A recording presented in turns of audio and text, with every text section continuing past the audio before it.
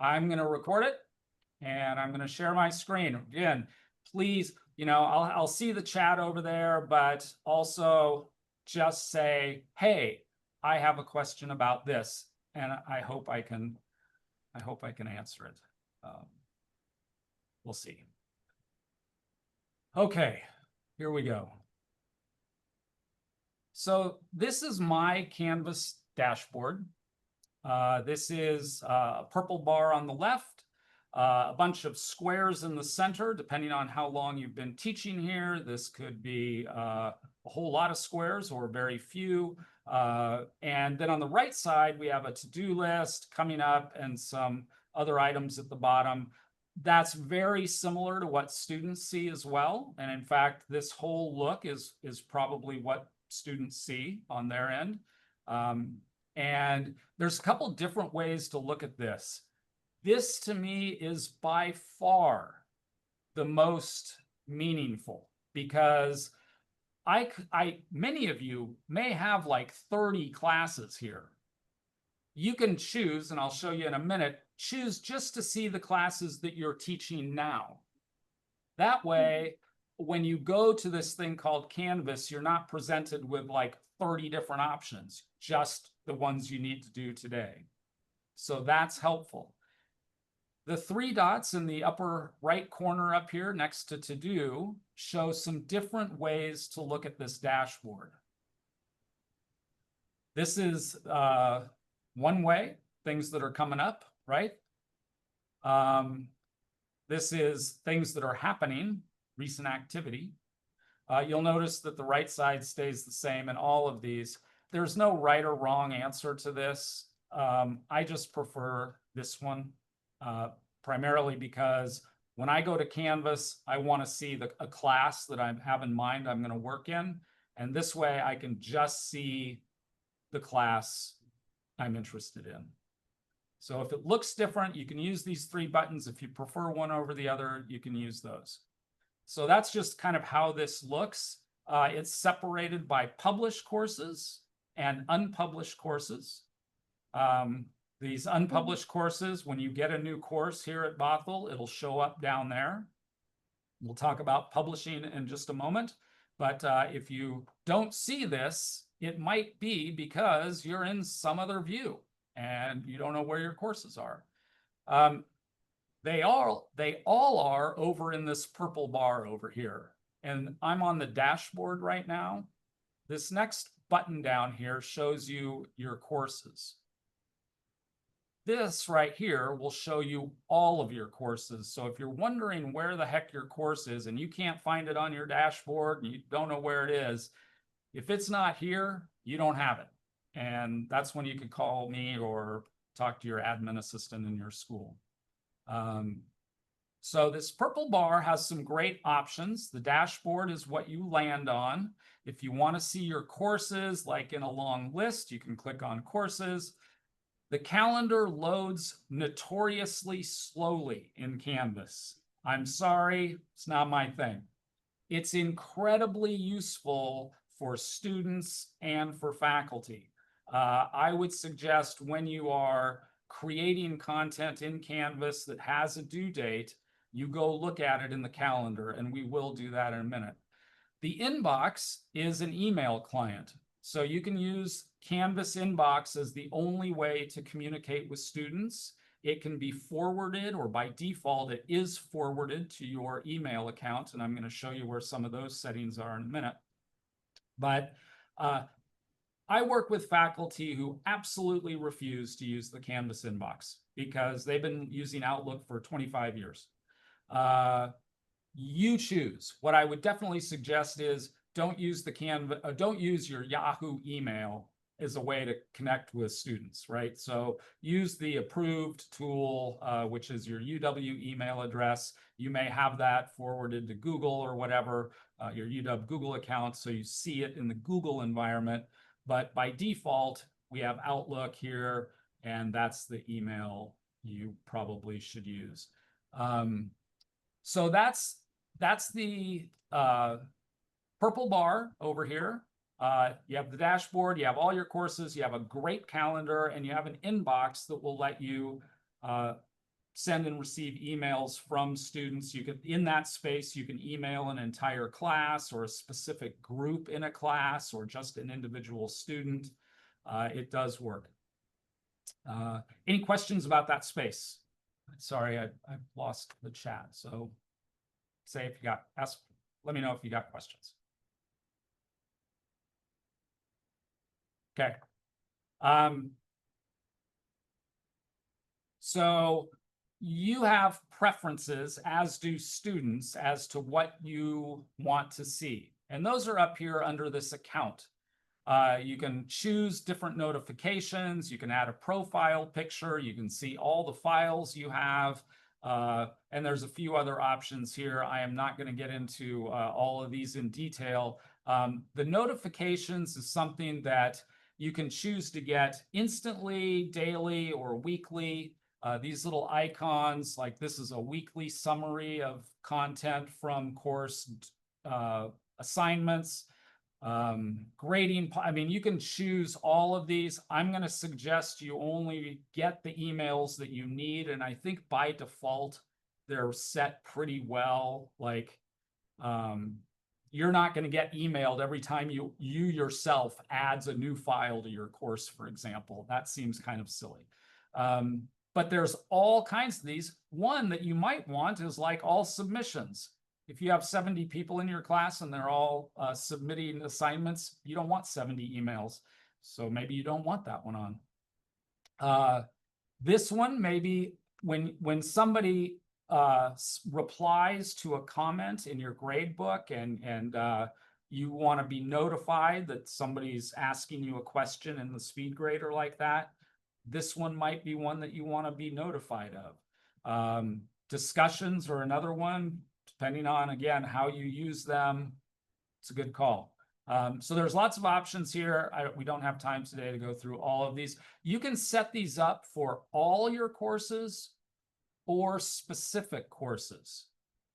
That's helpful, right? So maybe for one class, you just don't want to hear anything from anybody. So you turn them all off because you go to Canvas and you see that there's the discussions or you see that there's things being turned in.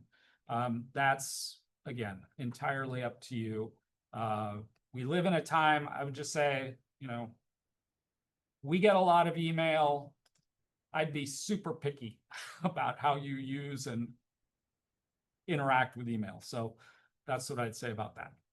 Any questions about this dashboard, the stuff over there in the purple bar? Norm here. I have a question. I'm one of those, has used Outlook for decades and decades. And so when I send emails to students, I just send it from kind of the general email function Right. and then I create this set of folders to the side and I drag and drop the emails, by class. If I use the account function in this, does that organize it? Do they appear differently somewhere if there's now a response, or does that substitute for creating folders that you put them in, or is it in addition to that? Yeah, so this is my inbox. I don't think there's anything here that's inappropriate, I hope. Okay. So you can separate things by classes, right? The beauty of this, Norm, compared to Outlook is that there's fewer options. It's kind of like the beauty of Google Docs compared to Microsoft Office. There's only a few things you can do. Okay. Just know also, Norm, that by default, if a student emails you from Canvas using the inbox, it's going to your Outlook. Okay. Yeah, so again, they can choose to email you from within Canvas and it goes to your Outlook, or they can use their Outlook and email you directly from there. Okay. If you're feeling comfortable with the way you're interacting with students right now using Outlook, I wouldn't, don't fix something that ain't broken, right? Okay. So, I'm with that. that works. Yeah. Okay. Sounds good. That would be my recommendation. I mean, Yeah, the interface here has gotten a little better. Now this big button up here says compose.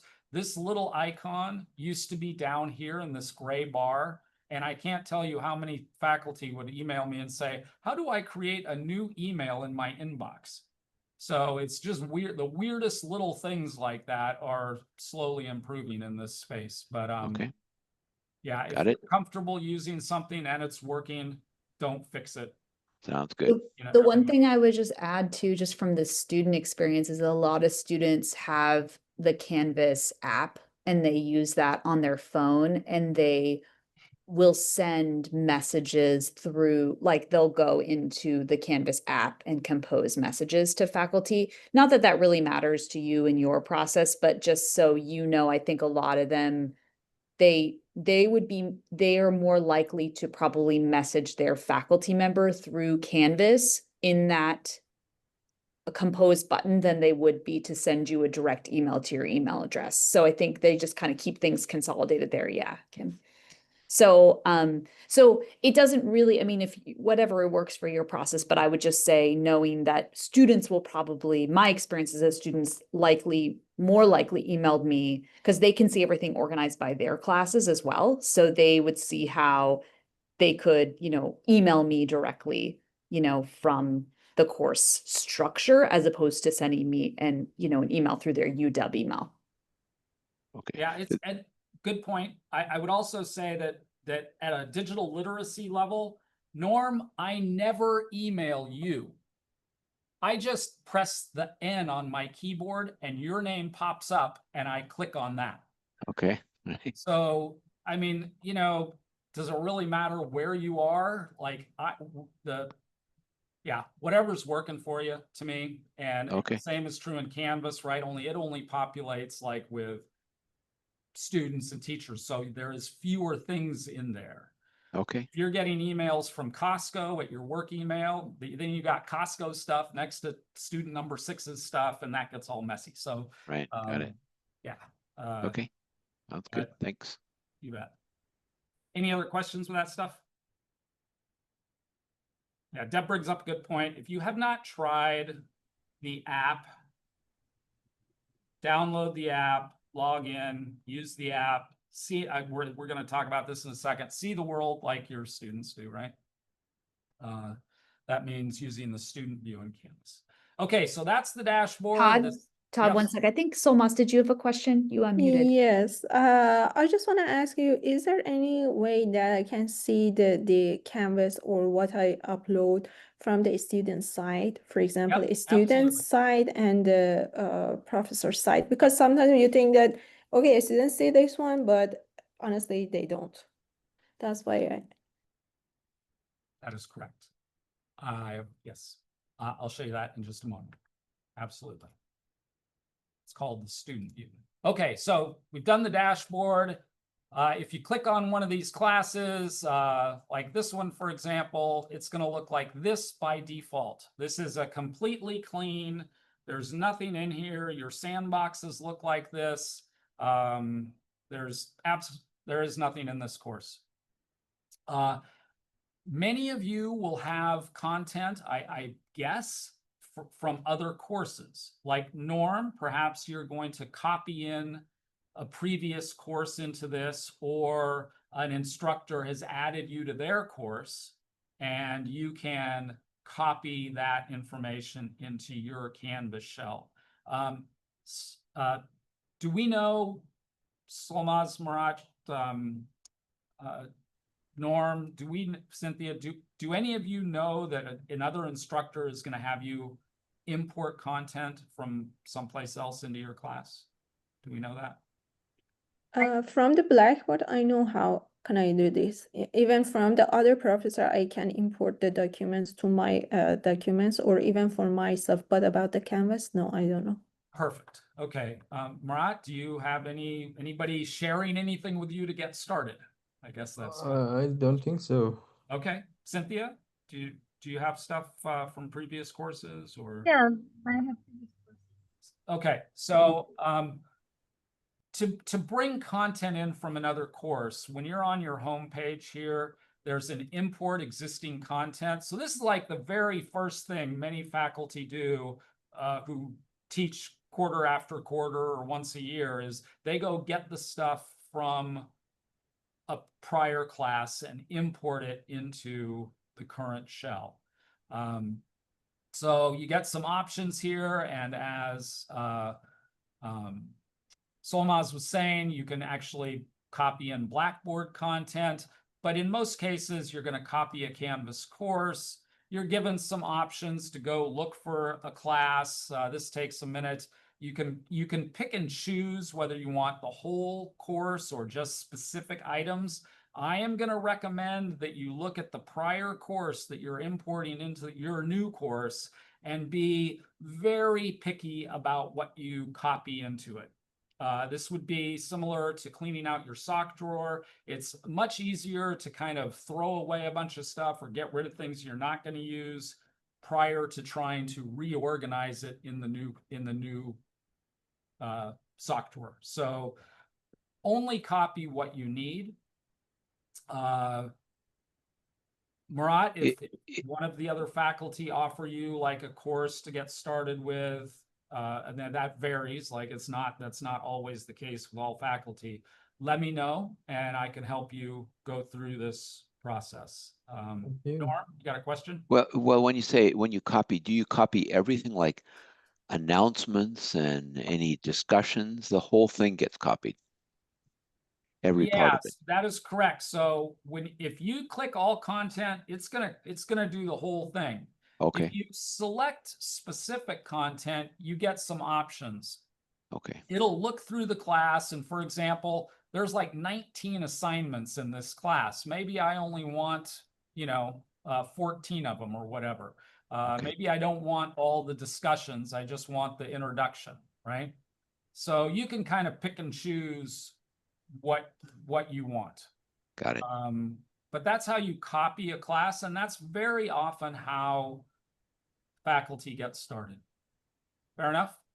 Good. Solmaz, I know, having about 11 years ago, been working with faculty for several years in Blackboard. Our school switched to Canvas. Doesn't look the same, right? It definitely is a little anxiety inducing to see your course not look like it did in Blackboard. So yeah, I have some empathy for you in that situation. Okay, any questions about that? Importing stuff? Other than that, you're like left to your own devices and we're just gonna build a class, right? Fair enough. Okay. This over here on the far left side is the course navigation. It looks exactly the same for all classes. You can change that, and we're going to do that first in just a minute. Then we're going to build some content in this course. One thing to know is that there are a few ways to present this initial homepage to your students. And on the right over here, right by where the import existing content was, is choose homepage. So you have a few options here. You can do the activity stream, which is kind of things that are happening. You can create a pages front page, which is just like some text and a picture. I'll show you a couple examples of that. By default, it's the modules, but by default, there are no modules in your class. So that's what you were seeing a second ago. And another option is to put the syllabus as the first thing students see. So you can choose that. Murat, sounds like you're kind of just going to be creating a class. What is it you want the students to see when they first click into your course? That's a really important moment. Like for students, you want them to be excited and not terrified. So what do you put there that's going to make them understand what to do next and where to go and how to do things, right? So, yeah. Did you have a question? Right. No, I think I would start with syllabus. I prepared my syllabus as a Word file. I think I'll just copy paste it here. Or okay. Okay. So by default, Canvas has a home page, which is just what we looked at. The announcements page. An announcement is something that you can create and welcome your students to class. and you can put words down here and videos and pictures and whatever you want. By default, students can comment on this. So if you say, hey, it's a nice day today, a student could reply to that and say, yes, it's wonderful. You can give it some timestamps. And when you click publish, all of the students are going to get an email that says whatever you put in here. So this is a great way to communicate with students, you know, beyond email, because effectively on their end, it is email. The benefit of using announcements is that it stays in Canvas and it's organized by date. So instead of looking through your 800 Costco emails and your, you know, all those things that are mixed up in your inbox, in Canvas, just the things that you announce to the students are all visible chronologically in the announcements area. Great tool, great way to communicate with students. Below that is the assignments area. There's a few types of assignments in Canvas, and strangely, assignments include discussions and quizzes, right? But an assignment typically is, your assignment is to write a paper or create a presentation and upload it here into Canvas. That's this kind of assignment. In a minute, we're going to see that the assignments area will also include quizzes and discussions, even if they're not graded. So an assignment is a tool that lets you create a space for students to write an essay with super clear directions. You're able to say it's worth 10 points, right? They're going to submit it online, and you're going to have them upload a file. There's a bunch of options here, but I'm just going to be kind of make it simple and stop right there on this. If you have groups in your class, you can create a group assignment. It does have a way to do peer reviews. That's a topic for another day. But you can give it a due date, and it will create an assignment that most students today know how to complete by turning it in Canvas. Any questions so far about announcements or assignments? Okay. So discussions, oh, there, she's back. So with discussions, same thing, blue button in the upper right. You can say week 1 or whatever. You can give them a crystal clear prompt about what they're supposed to talk about. Don't just say talk about chapter 1, right? You want to ask them some very clear things. There's a bunch of options here. By default, it's a threaded discussion. The one thing you'll probably out of this whole list want to change is this graded, right? Because then you can give them points for it. And that's always helpful in any assigned work. Depending on whether or not you use groups, here's what I was saying a minute ago. This discussion is actually an assignment in the assignment group. But if you have groups, you could change this to discussions or whatever, homework or whatever you have things set to.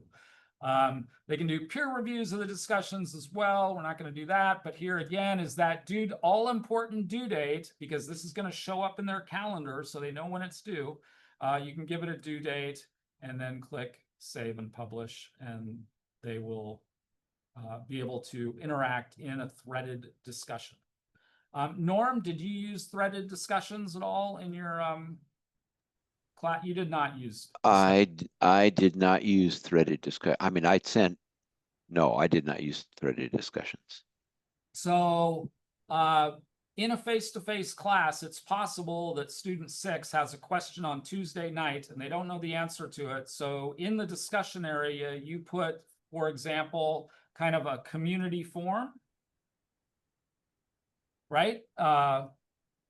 And it's like, hey, here's some questions. You choose to get notified if somebody puts their a comment in there.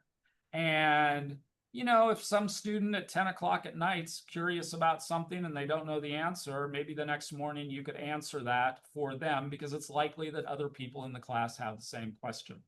So this, even in a purely face-to-face class, this is really a great tool to allow people to interact around course content, formally or informally, right? So the grade book is going to just be a bunch of rows and columns,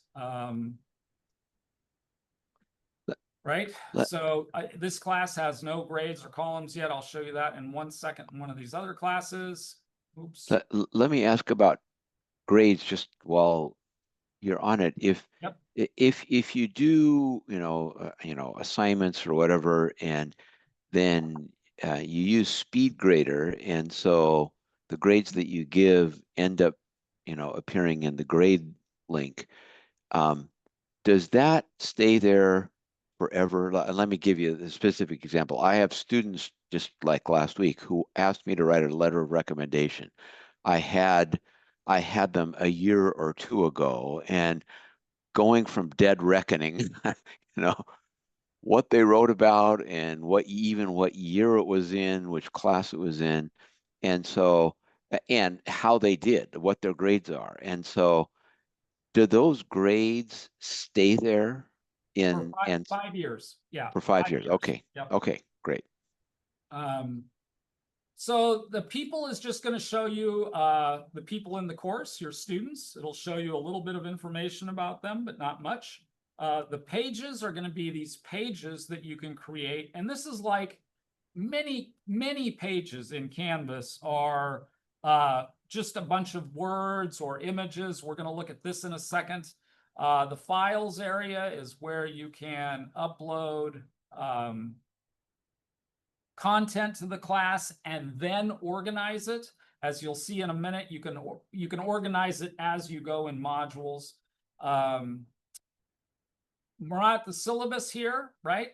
So by default, this language appears at the top. You had said you have it in a Word document. Yep. You can click edit.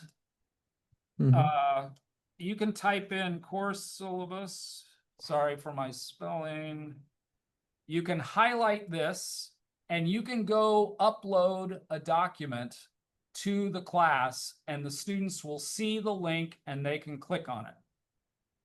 That's That's good. that easy. And this will become the homepage. Another alternative is, and I would suggest this, is to take that syllabus content on your Word document. And as much as I don't like saying this all the way, I would just paste it in here and see how it looks. Formatting, well, I'll show you. I have a nice page right here of formatted stuff that I'm going to show you in 1 second. So think about that when you make your syllabus. But this way they don't have to download it, but you can give them the option to download it. Because a lot of them are on their phones and they just want to read it, right? They don't, on their phone, they're not going to download it. So anyway, and let's see, outcomes, don't need to talk about that. Rubrics is something that is a little more advanced, and we can speak about that later. You can add rubrics to assignments or discussions. Quizzes, you can create quizzes, and the tool is pretty great. You can create low stakes, you know, if you have them watch a video on week 2, you can create a really low stakes quiz that is worth minimal points, but has them answer questions that are relevant to whatever they watch, so you know they watched it. And of course, you can do the full-on, you know, end of quarter final exam or whatever online. So way down here is modules, and this is where most of our faculty organize their course materials in some fashion. By default, remember, this is the home page, right? There's nothing here. You can create a module called week 1. And this is what it looks like. And this little plus sign right here on the gray bar lets you add these kinds of things.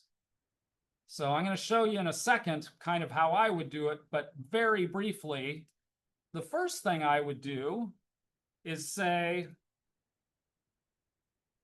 right? Welcome to class. And I'd spell it correctly, but that's what that would be.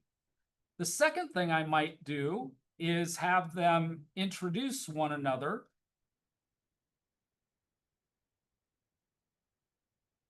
So now you've kind of welcome to the class, they're introducing each other, and now maybe you're going to give them a syllabus quiz or something, right? Sorry about the spelling on this, I'm going way too fast. So what we have in the first week of material here is some kind of welcome that you've written to them, or it could even be a video of you saying welcome to the class. You've had them introduce one another, and then you've given them a little quiz. And this could be done before they ever step foot in your classroom, right? If it's an online class, well, this is where that happens, right? So in review here, these are the things you can add. You could add an assignment that asks them to write about what they did over the summer. You could, link to an article on some website that you want them to read, followed by a discussion about that, right? So most classes use this, which leads us directly to this. So here's maybe a little better example of a module. You're going to do an overview about what's going on. You have a lecture prepared and 2 articles that they're going to read, and then you give them a quiz on the reading. You have an assignment where they're put in groups and they're going to work in groups to create a presentation or something. And after that, everybody views each other's presentation and they have a discussion, right? And then in preparation for the following week, you say, hey, here's what we're doing next week. And then maybe you use like an exit ticket at the very end of the course. Again, whether this is face-to-face or online, I mean, this is all relevant, right? Like even in a face-to-face class, maybe you want to show them what's going to happen this week. So you write an overview. If your lecture is recorded, you want to put it out here so they can review it 2 weeks later or whenever, right? Oftentimes what I see, and here's where it's me being picky, this is just a bunch of files, right? And they don't need to know a lot of this information. This could be changed, and here's the tricky part for this. This could be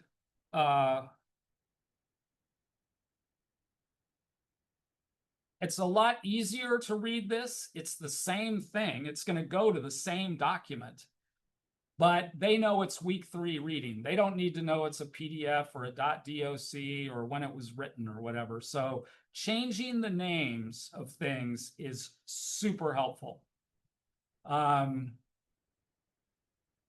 Yeah, so that's one way to organize a class, is like this. Another way to organize it is just on a page, right? So you could have a video of you saying, welcome to week 3. You could tell them what they're supposed to read. You could give them kind of some objectives, some layman introduction terms. You could have your lectures. You could have a description of some assignment they're supposed to do with a link to that or a discussion. And you can add, other content as you see fit. So that's another way to add content to a Canvas course, is just do it on pages. Any questions? I got like 2 minutes, so stay with me. There's actually one like clock beside each in a module format. If you go back, please go back to the module format. Yes.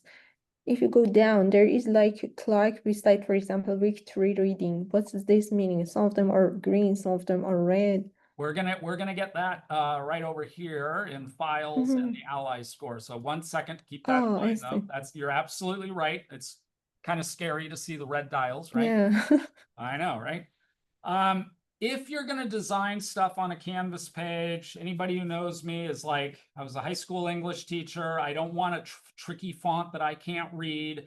Make it plain, clear as day, and then add something that might make it better. But only if what you add really informs to the reader something useful, right? In this case, and this goes towards accessibility, all of this stuff was originally put in here in a paragraph font. So this is like your usual text editor, just like in Word and things. Use headings. Don't make things bold and underlined and red, right? You don't want this.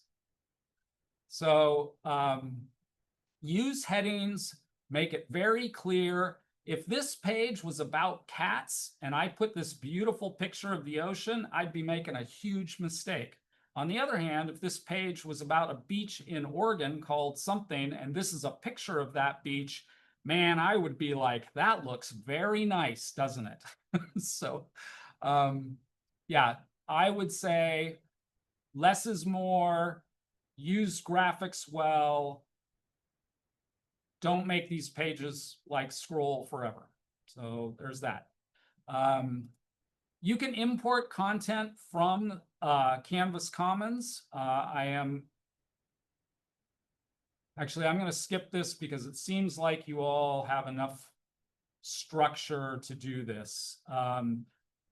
If you want help imagining what a module looks like, you can come over here and we can look at this anytime and talk about what an introduction might look like, ways to put reading into the class, what kinds of discussions are available, what types of assessments you might use.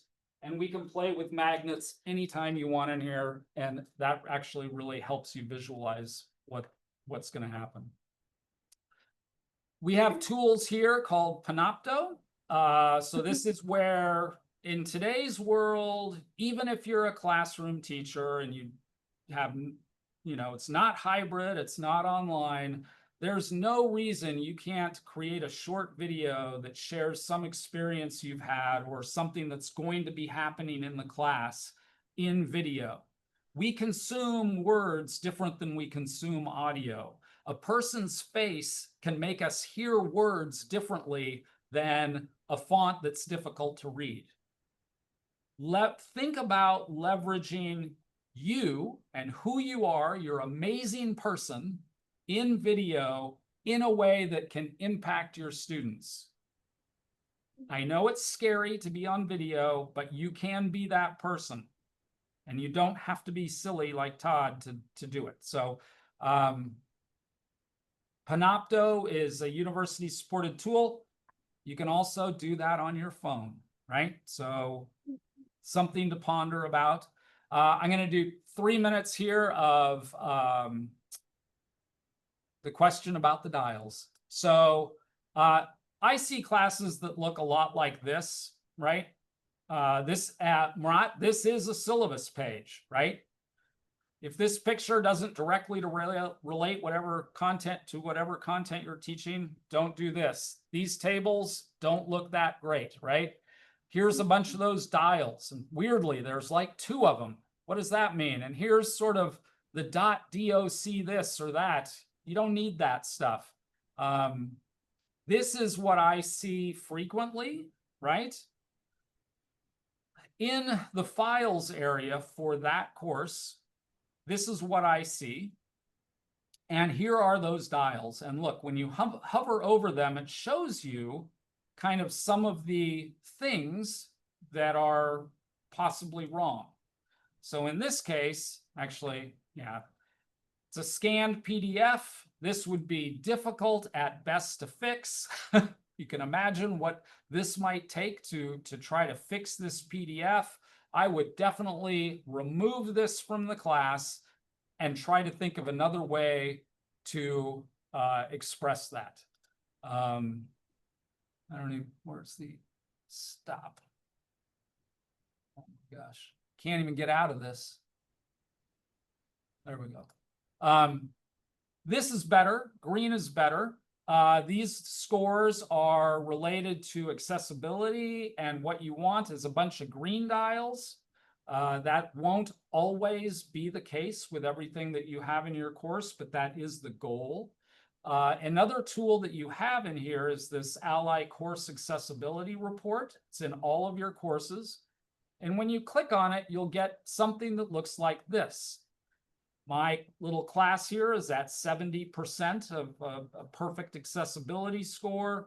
There are low-hanging fruit like the fonts and the headings and all that. Images in particular that don't have alt text is an easy way to go. But this is an ongoing challenge. If you ever have questions about this, come see us and we can direct you to either ourselves or other resources that can help you get closer to 100. But this is like an ongoing challenge and an ongoing effort here at the University of Washington to make all courses more accessible. You can do some of it yourself. Some of it you won't be, you'll need help, and we can help you do that.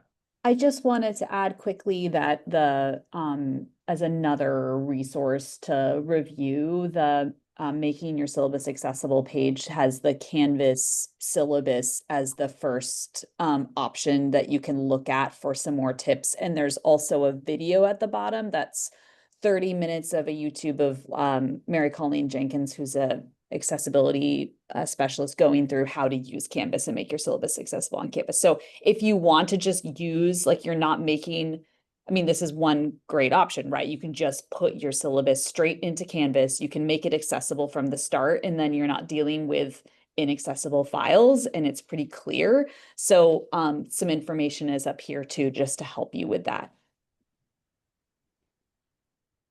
So I got to tell you, I mean, I have been here for only 9 years, and I've worked with faculty literally the whole time, and they're still not perfect, right? So in the last 50 minutes, we ain't going to be perfect, but we're going to make progress. I'm going to stand right next to you. We will stand right next to you as you move forward to wherever you're going, and we'll make progress. Like I said, I am super available and super happy to help. I'm going to click send in a second. That's going to go an email to the faculty here, and it has a few resources. One of them is the new Canvas video shorts. So if you use YouTube, now they have shorts. I don't know what, shorter videos, yay, right? They do look nice on a phone vertically. I'll say that for them. But they're short videos about how to do stuff. The challenge there is it's a super long list, and you may not know what you're looking for. So it's just a long list of great videos about how to do stuff, but they're titled pretty well, right? So, yeah. All right, 4 minutes. You got questions? How can I help? Yep, there's Kim's info. That's good. Yeah, and on that Todd's note, I just, a funny story is my first quarter here, I was teaching part-time, and I had just one class, and when you're teaching as an adjunct, they don't give you a whole lot of resources to start. So about halfway through the quarter, I realized that people used Canvas, and so I just said to my students, do you want a Canvas page? Because I had no idea if that was even helpful or not. So I made it halfway through the quarter. So just as a reassurance that, like, where you are right now is totally fine, and like we can, it's, again, it's an iterative process. So just getting some information, working, building something for this quarter, and as quarters go on, it'll become easier and easier. But just as another example of starting from scratch, and literally didn't have anything up on a Canvas page until over halfway through the quarter. And it was just because I was like, is this helpful? And they said, sure. So, so yeah, just a moment to appreciate that, and just noticing where you are and being okay wherever you are in the process. Yeah, absolutely. We all have to start where we are, and that's true of our students too. So let's go, right? Like, yeah. Deborah, I appreciate that, encouragement. I don't feel so much like an outlier now that you say that. Oh no, absolutely not. It was kind of hilarious, actually. So, and and now I feel a lot more, I mean, that was in 2013, so I've been here for a while now, and now I feel a lot more, obviously a lot more knowledgeable based on my teaching and also working with my wonderful colleagues. So, time goes on, you pick up new things every time you work, you realize things might work better, slightly differently, and that's kind of the fun part too. But just, yeah, I think it's good to recognize that you're not going to come in with a perfectly fleshed out Canvas page. And part of what you can do this quarter is get some feedback from your students around how they want to connect with the material and what's helpful for them. And then you can make, you know, small shifts as you get that feedback too. And you'll get to know kind of how students might be, how they might be getting the material, what's helpful for them, and also learning the accessibility piece is helpful too. So you kind of can see how different people might access content and what is helpful just for readability and clarity. So, and it's also fun, get each time doing new things and getting more comfortable with it. I've been in other institutions that use Blackboard, Solmaz, so I will say I think that you'll like Canvas better eventually. Like, it takes a little bit of a moment to get used to. But yeah, I think it'll be a smooth transition for you. And I'm sure, Murat, you'll have similar experience. You all have sandboxes. I encourage you to play and experiment in that safe space, right? Most faculty seem like they want to do the final draft like the first time. And you never want to get up on stage without having rehearsed or done some practice, right? So, I encourage you to use those. And again, I encourage you to reach out to us. And I'm going to stop the recording and